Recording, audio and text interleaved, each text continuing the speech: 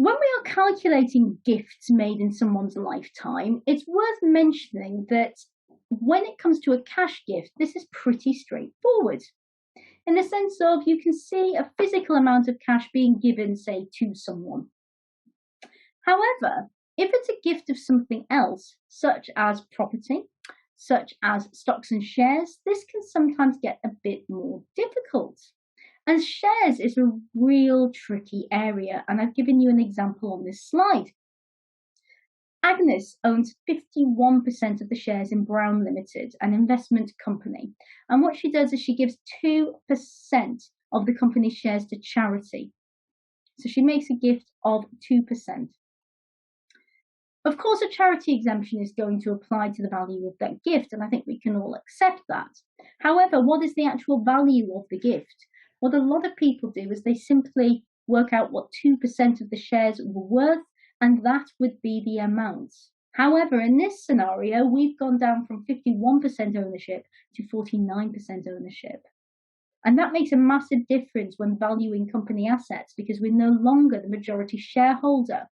So actually the value you need to calculate whenever you have a gift such as this is what was the value of the gift before it was made, what was the value left to the person who made the gift after they made the gift. And the difference in value is the amount of that gift.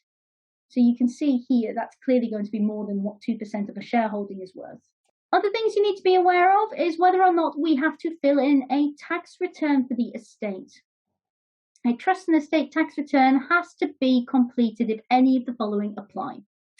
If the estate is worth more than £2.5 million at the date of death, you must complete one. If assets were sold that were more than £500,000 in a year, that doesn't mean one singular asset, that means the total sold or encashed by the administrators. You must fill in a return. And in addition, if the estate receives income or capital gains taxes due, and you calculate the income tax or capital gains tax due for more than £10,000, unfortunately, again, you will have to fill in a trust and estate tax return. Please note that you may also have to fill in a tax return for somebody who has died if they were supposed to complete one themselves. So if they were supposed to complete a self-assessment return this year and they sadly die next month, they haven't completed it because the return's not due until January, well, the result of that is that unfortunately you will have to complete their own tax return up to the date of death, so from the 6th of April to next month.